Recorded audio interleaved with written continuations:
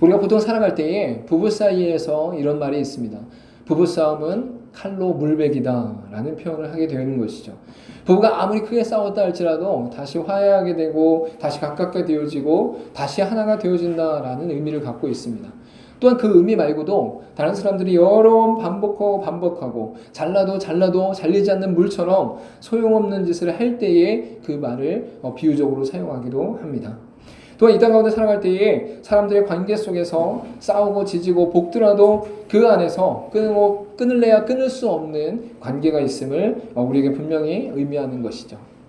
물론 이외에도 그러한 끊을 수 없는 관계가 끊어지는 경우도 있지만 하나님께서 이 결혼의 의미와 부부의 의미를 사용하셔서 하나님께서 이 땅 가운데 그의 백성들을 향해 어떻게 사랑하시는가, 또한 그의 백성들을 향해 어떻게 대하시는가를 오늘의 본문의 말씀을 통해 나타나고 있는 것을 볼 수 있습니다. 성경을 보면 하나님의 사랑 때문에 하나님의 백성들과의 관계가 드러나는 것을 볼 수 있습니다. 이스라엘 백성들이 끊임없이 하나님을 떠나는 과정 속에서도 절대 놓지 않으시는 하나님의 사랑과 하나님의 은혜를 표현하는 것이 바로 부부의 관계 속에서, 남편과 아내의 관계 속에서 나타난다라고 볼 수 있는 것이죠. 특별히 오늘 본문의 말씀을 통해서 호세아서에 나타난 전반적인 내용이 바로 그러한 관계를 통해 나타나는 것을 볼 수 있어요. 성경 전체 가운데 곳곳에 보면 바로 이 결혼이라는 것과 부부라는 관계를 통해서 하나님의 사랑과 이스라엘 백성들과의 관계를 드러내고 있는 것을 알 수 있는 것이죠. 근데 이 호세아서를 통해서는 직접적으로 결혼을 통해서 그들 가운데 하나님이 맺으신 언약과 사랑을 강력하게 드러나고 있음을 분명히 알 수 있는 것입니다.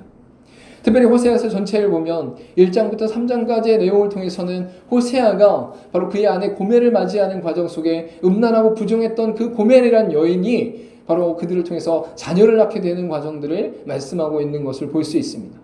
동시에 4장부터 14장의 말씀을 통해서는 이스라엘 백성 전체가 하나님 앞에 범죄하고 타락하고 우상을 숭배하는 가운데 그들에게 하나님께서는 남편이 되어주시고 바로 음란한 여인과 같이 타락한 이스라엘 백성들을 향해 하나님의 사랑을 드러내시는 사건이 나타나는 것을 볼 수 있어요.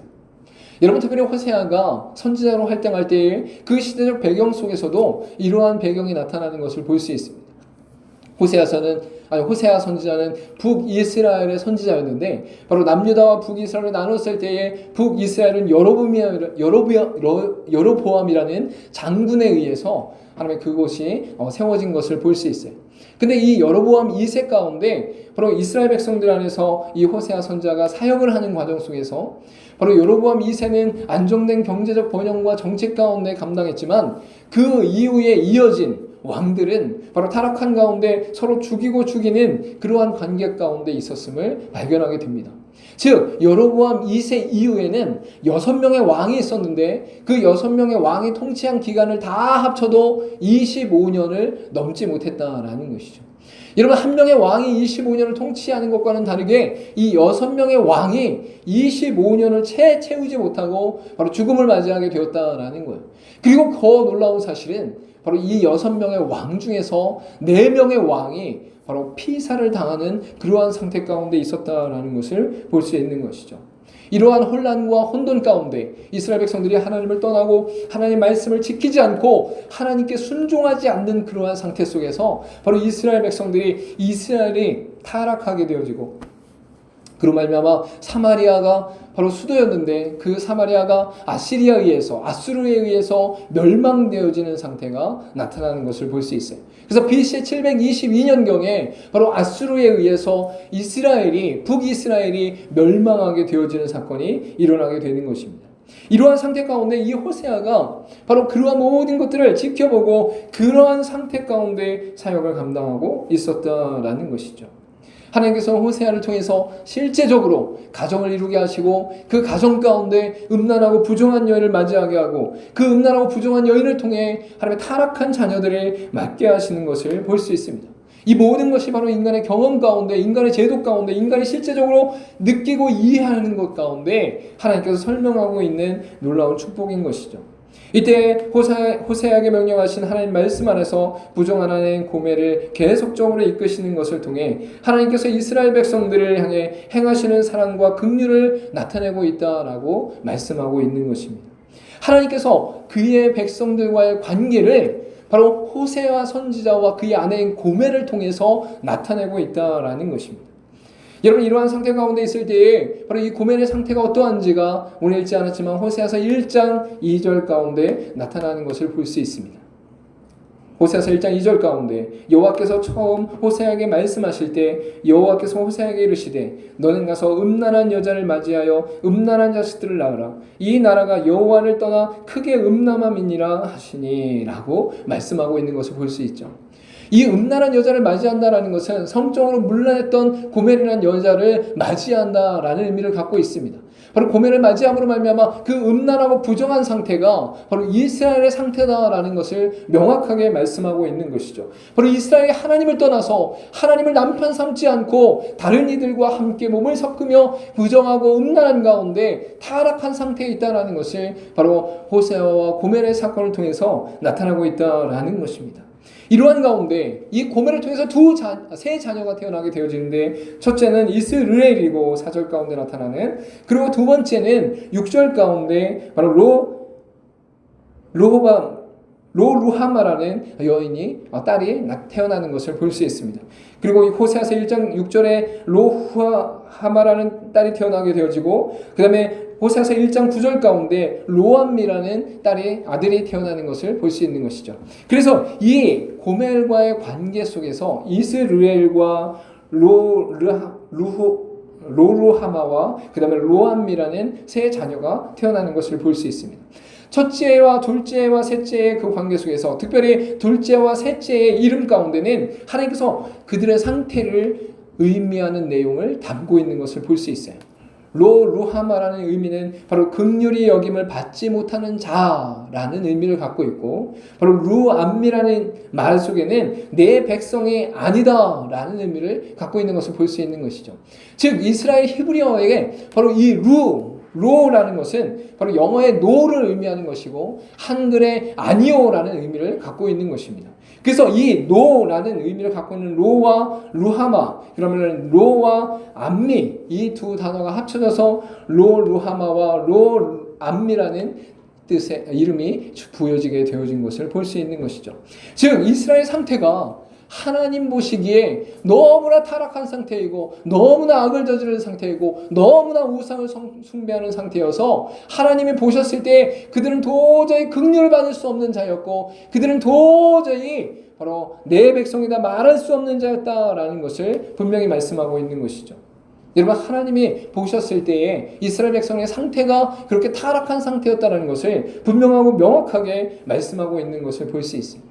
여러분, 그럼에도 불구하고 하나님께서 그 타락한 인생 가운데, 죽을 수밖에 없는 인생 가운데, 긍휼을 받지 못하는 인생 가운데 바로 하나님께서 긍휼을 베푸시고 하나님의 은혜의 역사가 일어나는 것을 볼 수 있습니다. 오늘 읽지 않았지만 1장 10절부터 11절 가운데는 이스라엘이 회복될 것을 말씀하시고 동시에 2장 1절 가운데 이렇게 말씀하고 있는 것을 볼 수 있어요. 너희 형제에게는 암미라 하고 너희 자매에게는 루하마라 하리라 라고 말씀하고 있는 것이죠. 이런 딸이었던 둘째가 바로 루하마였고 그 다음에 마지막 아들이었던 셋째가 바로 루암미였던 것을 볼 수 있어요. 그들의 이름은 바로 이스라엘의 상태를 드러내고 있다는 거예요. 이스라엘이 도저히 회복될 수 없는 자들, 긍휼히 여길 수 없는 자들, 도저히 내 백성이다라고 말할 수 없는 자들이었다는 것이죠. 여러분, 이러한 대표적인 사건이 어디에 드러나느냐? 바로 노아 홍수의 사건 속에서 나타나는 것을 볼 수 있어요. 노아 홍수 사건을 살펴보면 그곳 가운데 노아 홍수가 일어날 수밖에 없는 이유가 있었는데 그 이유가 무엇이냐면 모든 사람의 생각하는 것과 계획하는 것들이 악한 상태에 있었다라고 분명히 선포하는 것을 볼 수 있는 것이죠. 즉 우리 가운데 드러난 모든 악의 형태가 극단적으로 하나님의 절정적으로 드러났을 때에 바로 이스라엘 백성 전체 가운데 도저히 회복할 수 없는, 도저히 긍휼을 얻을 수 없는, 도저히 내 백성이라고 말할 수 없는 상태 가운데 타락된 상태로 드러나게 되었다라는 것을 분명히 알 수 있는 것이죠. 여러분, 그래서 이스라엘 백성들이 그러한 상태 가운데 있을 때에 하나님이 회복하실 것이다, 하나님께서 다시 그들을 일으키실 것이다 라고 말씀할 때에 뭐라고 말씀하신다는 거예요? 그의 형제들에게는 암미라 하고, 암미라는 뜻이 무엇이냐면 내 백성이다 라는 뜻을 갖고 있다. 그리고 너희 자매들에게는 루하마라 하라, 이건 뭐라고요? 긍휼히 여길 자이다 라고 하라라고 말씀하고 있는 것을 볼 수 있는 것이죠.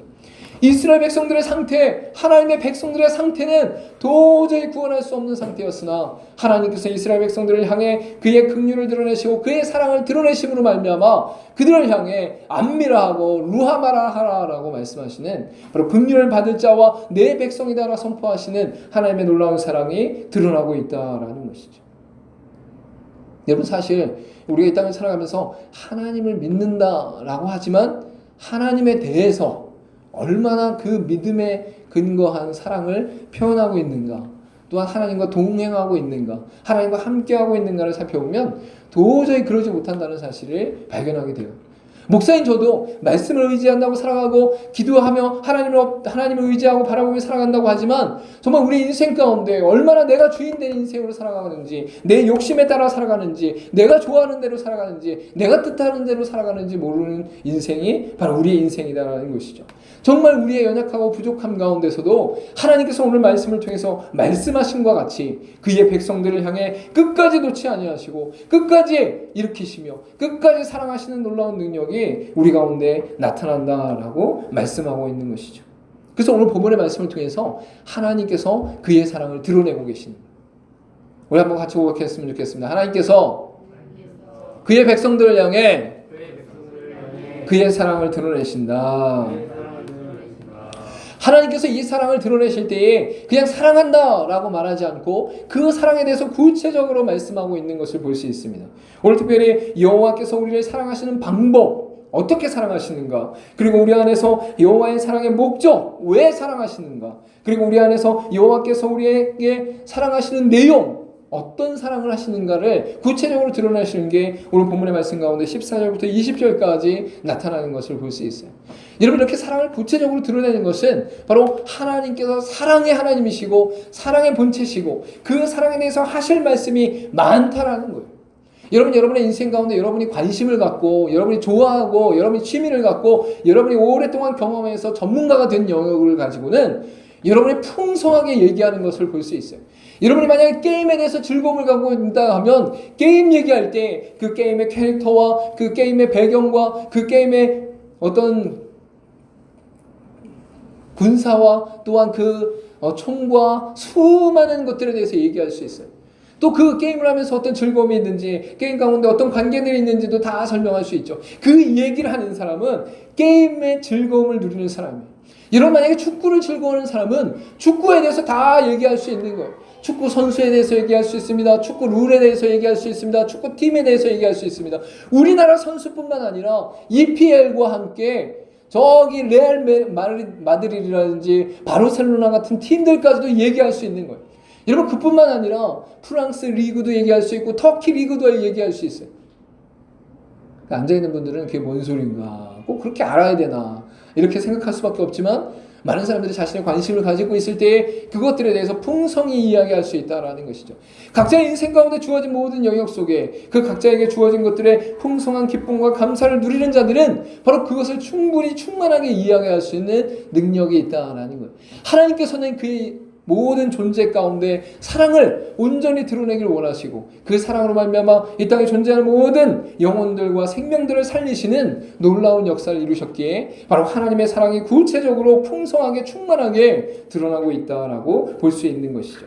특별히 오늘 본문의 말씀 속에 세 가지로 나눠서 이야기할 때에 첫 번째로 이야기 나눌 수 있는 것은 여호와의 사랑의 방법에 대해서, 어떻게 사랑하는 것에 대해서 먼저 이야기하는 것을 볼 수 있습니다. 우리 14절과 15절 말씀을 다시 한번 읽어보도록 하겠습니다. 14절 15절 말씀 시작. 그러므로 보라,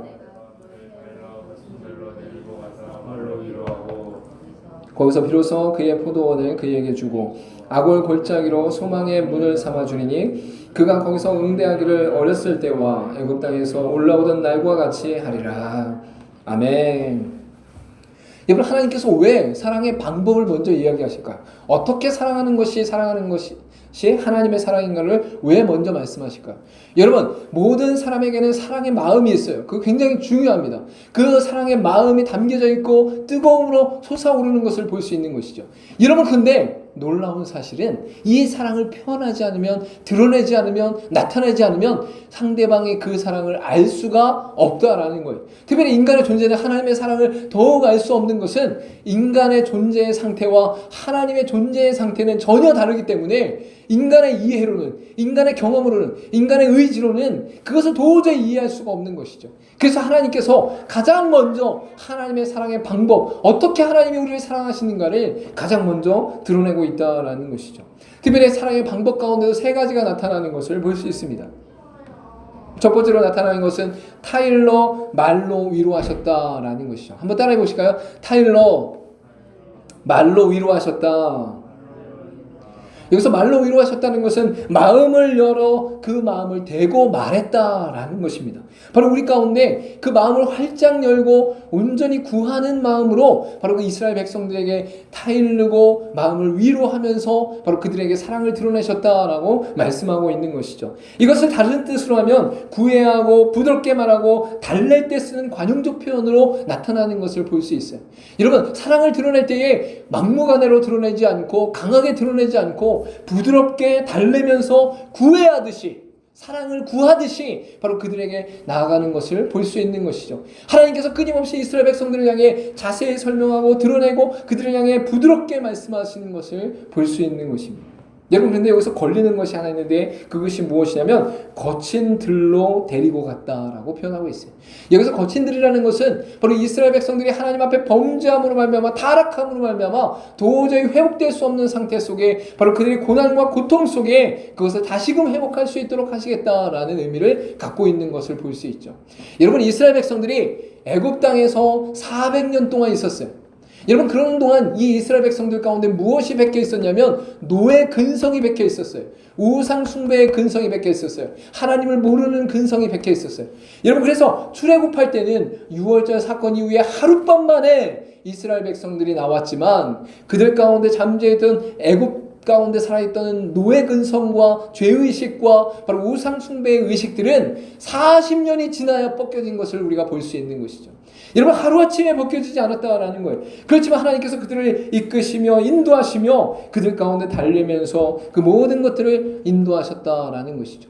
여러분, 이스라엘 백성들이 결국 그들의 우상 숭배와 타락한 가운데 하나님을 멀리 떠났어요. 이제 근성이, 바로 우상 숭배 근성이, 다른 남편을 찾는 근성이 그 마음 가운데 있다라는 거예요. 근데 하나님께서 그들을 향해 바로 완전히 변화시키시기 위해 거친 들로 이끄셨다라는 것이죠. 이 거친 들은 이스라엘 역사 가운데 바로 북이스라엘은 아수르에 의해서 멸망당하고 남유다는 바벨론에 의해서 멸망당하게 되어지는 그 실제적 사건을 말씀하고 있는 거예요. 그래서 그들 가운데 70년 동안 바로 포로로 잡혀가는 현상이 나타나게 되는 것을 볼 수 있는 것이죠. 고난과 고통을 통해 정결하게 다시 회복하시는 하나님의 목적 가운데 그들을 달래고 구애하고 부드럽게 말하고 그 다음에 그들에게 사랑을 드러내시는 하나님의 놀라운 은혜가 나타나고 있다라는 것이죠. 두 번째로 하나님이 어떻게 사랑을 드러내시냐, 바로 포도원을 그에게 주고 아골골짜기로 소망의 문을 삼아주는 놀라운 역사가 일어나고 있는 것을 볼 수 있습니다. 여러분, 특별히 포도원을 준다라는 것은 풍성함을 허락하신다라는 거예요. 그리고 그들 가운데 아골골짜기로 소망의 문을 주신다는 것은 바로 고통의 골짜기, 낙심의 골짜기, 슬픔의 골짜기로부터 소망의 문을 허락하신다라고 말씀하고 있는 것이죠. 특별히 아골골짜기가 이스라엘 역사 가운데 어떤 일로 나타나느냐, 여호수아가 가나안 땅을 정복할 때에, 바로 여리고성 다음에 아이성을 정복할 때에 바로 하나님 앞에 범죄한 아간이 바로 하나님 앞에서 심판을 받을 때에 아간과 그의 친족들이 바로 이 아골골짜기에서 돌을 맞아 죽는 사건이 일어나는 것을 볼 수 있습니다. 낙담과 슬픔과 아픔과 고통 가운데 있었던 이스라엘 백성들, 고난과 고통 가운데 있었던 이스라엘 백성들에게 바로 하나님이 소망을 허락하시는 놀라운 은혜를 베푸셨다라는 것이죠. 여러분, 그래서 이스라엘 백성들이 바로 바벨론으로 포로로 잡혀갔을 때에 70년 동안 바벨론에 잡혀서 포로 생활했는데 그때에 하나님께서 이스라엘 백성들로 하여금 절망하거나 낙담하게 하지 않으시고 하나님 말씀 안에서 다시금 소망을 품고 희망을 품고 일어설 수 있도록 이끄시고 인도하시는 역사가 일어나고 있다라는 것이죠. 여러분, 그리고 세 번째로 나타나는 것은 무엇이냐? 응대하면서 어렸을 때와 애굽 땅에 올라오던 날처럼 바로 이스라엘 백성들을 응대하신다라고 말씀하고 있는 것을 볼 수 있어요. 여러분, 하나님께서 그의 백성들을 대하실 때에 타락한 상태 가운데 있을 때에 바로 그들을 향해서 어떻게 대하시느냐? 어린아이와 같이 대하신다라는 거예요. 여러분, 어린아이는 아무것도 모르는 상태에 있습니다. 여러분, 어린아이들은 이해할 수 있는 능력이 제한되어 있습니다. 어린아이들은 자신이 할 수 있는 것들이 굉장히 한계가 있어요. 여러분, 그래서 하나님께서 어린아이들을 대하듯이 우리에게 응대하시면서 우리에게 자세히 설명하시는 은혜를 베푸신다라는 것이죠. 여러분, 그래서 이스라엘 백성들이 하나님의 언약을 믿고 의지하면서 바라볼 때에 그들 가운데 어떤 역사가 일어나느냐? 하나님께서 그들 가운데 있는 문화를 이용하셔서 그들 가운데 있는 의식과 생활과 그들의 일반적인 삶을 이용하셔서 그들 가운데 자세히 설명하시는 놀라운 역사가 일어나는 것을 볼 수 있습니다. 하나님께서 우리 가운데 은혜를 베푸실 때, 사랑을 베푸실 때에 이렇게 바로 타일러서 말로 위로하고 그 다음에 포도원을 주며 아골골장에서 소망을 허락하시는 은혜를 허락하시고, 동시에 어렸을 때와 같이 이제 막 애굽 땅에서 나온 사람들과 같이 아무것도 모르는 상태에 있는 사람을 대하듯이 바로 이스라엘 백성들을 대하면서 그 사랑을 나타나고 계신다라고 말씀하고 있는 것이죠. 여러분, 만약에 하나님이 단번에 일시적으로 그의 의와 그의 거룩함과 그의 성결함을 드러내시면 이 땅 가운데 살아남을 존재가 하나도 없어요. 단 한 사람도 하나님 앞에 살아남을 존재가 없다라는 거예요. 그런데 하나님께서 그의 백성들을 향해 타일르고 말로 위로하고 그 다음에 포도원을 주고 아골골짜기에 소망을 허락하시고 그 다음에 어린아이와 애굽 땅에서 올라온 날래 그 아무것도 모르는 그 사람들을 대하듯이 바로 응대하심으로 말미암아 그의 사랑을 드러내고 계신다라고 말씀하고 있는 것이죠. 저 여러분이 이 땅을 살아가면서 연약할 수 있어요. 넘어질 수 있어요. 부족할 수 있어요. 죄를 지을 수도 있어요. 그러나 여러분이 기억해야 될 것은 무엇이 하면 하나님이 여러분을 향해 거친 길로 이끄실 것이지만 여러분의 삶 가운데 다시금 타일르며 위로하며 소망의 문을 허락하시며 동시에 어렸을 때와 같이 응대하시면서 자세히 설명하시면서 우리의 삶 가운데 하나님을 만나게 하신다라고 분명히 설명하고 있는 것이죠. 할렐루야. 그 사랑의 방법에 온전히 의지할 수 있는 저 여러분 되기를 간절히 소망합니다. 여러분, 이러한 하나님의 사랑의 방법, 바로 그가 어떻게 우리를 사랑하시는가가 구체적으로 나타나면서 두 번째로 나타나는 것은 무엇이냐면 하나님이 왜 우리를 사랑하시는가, 하나님의 사랑의 목적이 우리 가운데 나타나는 것을 볼 수 있습니다. 오늘 본문의 말씀 가운데 16절부터 18절의 말씀에 그것이 나타나는데 우리 같이 한번 읽어보도록 하겠습니다. 시작. 여호와께서 이르시되 그날에 내가 나를 내 남편이라 일컫고 다시는 내 바알이라 일컫지 아니하리라. 내가 바알들의 이름을 그의 입에서 제거하여 다시는 그의 이름을 기억하여 부르는 일이 없게 하리라. 그날에는 내가 그들을 위하여 들짐승과 공중의 새와 땅의 곤충과 더불어 언약을 맺으며 또 이 땅에서 활과 칼을 꺾어 전쟁을 없이 하고 그들로 평안히 눕게 하리라. 내가 내게 장가들어 영원히 살되 공의와 정의와 은총과 긍휼히 여김으로 내게 장가를 들며 진실함으로 내게 장가들리니 내가 여호와를 알리라. 아멘. 16절부터 18절까지의 말씀을 통해서 하나님께서 우리를 사랑하시는 목적이 나타나는 것을 볼 수 있습니다. 첫 번째로 나타나는 것은 바로 하나님께서 내 남편이라 일컫게 하기 위해서 바로 우리를 사랑하신다라고 말씀하고 있는 것을 볼 수 있어요. 자신의 진정한 남편이 누구인가를 바로 인간 스스로, 바로 그의 백성 스스로 깨달을 수 있도록 하나님께서 사랑하신다라는 것이죠. 이 땅 가운데 남편을 준다라는 것은 단순하게 정보를 교환하거나 지식을 전달하는 수준이 아니라 이 세상의 모든 정의 가운데 전인격적으로 그 사람을 1대1로 대한다라는 의미를 갖고 있습니다. 그래서 남편이 된다는 것은 단순히 그 사람을 제3자로 멀리 바라보면서 간 가정에서 존재하는 것이 아니라 나의 모든 마음을 열고 또한 의식을 열고 감정을 열고 또한 그에 대해서 모든 아는 것들을 열면서 전인격적으로 함께 교제하고 나누는 것을 남편의 관계로 보는 것이죠. 근데 여기에서 바알을 주인으로 삼지 않겠다라는 것은 바로 이 세상에 우상 숭배하는 자들을 내버리고 종교적 의식 가운데 존재하는 것이 아니라 전인격적으로 남편을 삼고 하나님을 만나고 하나님과 거주하는 역사를 하나님께서 이루실 것이다 라고 말씀하고 있는 것이죠.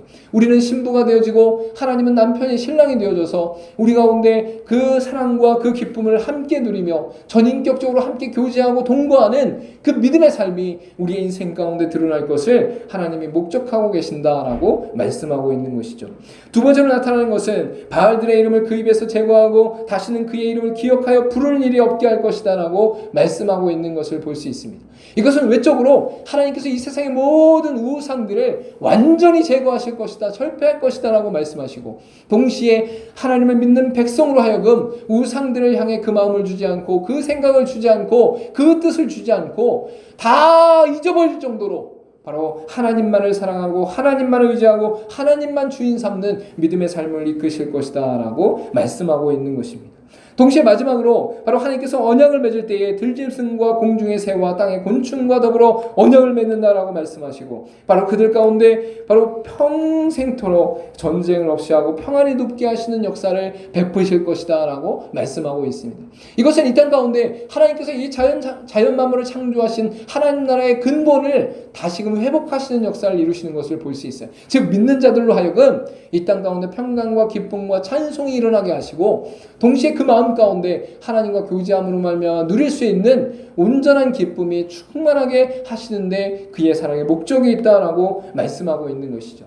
동시에 16절부터 17절과 18절에 나타난 이 모든 세 가지는 가까운 시일 가운데 이스라엘 백성들이 포로로 잡혀갔지만 죽음을 당할 수 있는 상황 가운데 거친 들판 가운데 내몰렸지만 결국은 하나님께서 회복하시는 놀라운 사랑 가운데 다시 돌아오게 되어지고, 그 돌아온 가운데 하나님을 기뻐하고 즐거워한다는 의미를 가지고 있고, 멀리 하나님이 예언하시고 드러내시는 것들을 통해서는 예수 그리스도의 초림을 통해 하나님의 나라의 완성을 드러내시고 예수 그리스도의 재림을 통해 영원한 이 땅의 종말과 함께 하나님 나라의 회복을 드러내시는 놀라운 역사를 이루어 가신다라고 말씀하고 있는 거예요. 여러분, 구약 가운데 선지자를 통해 나타나는 것은 바로 등산에서 큰 산에 올라갔을 때에 멀리 있는 산들을 바라볼 때의 느낌처럼 바로 선지자를 통해서 예언하셨다라고 볼 수 있는 것이죠. 가까이 있는 산들은 자세히 보이는 것처럼 보여요. 그러나에도 불구하고 멀리 있는 산들도 희미하지만 명확하게 보이는 것을 볼 수 있는 것이죠. 바로 이스라엘 백성들 가운데 이스라엘 민족을 회복시키는 것이 가까운 산이라면 예수 그리스도의 오심이 초림 가운데 조금 멀리 있는 산이고, 동시에 바로 멀리 있는 것은 바로 예수 그리스도의 재림 가운데 이 세상의 모든 종말 가운데 처하게 되어지고 하나님 나라가 완성되어지는 새하늘과 새 땅이 나타나는 세계를 말씀하고 있다라는 것이죠. 그래서 선지자를 통해서 볼 때는 멀리 있는 거나 가까이 있는 거나 가까운 모든 산으로 그리 멀지 않은 것처럼 보여지는 것을 볼 수 있습니다.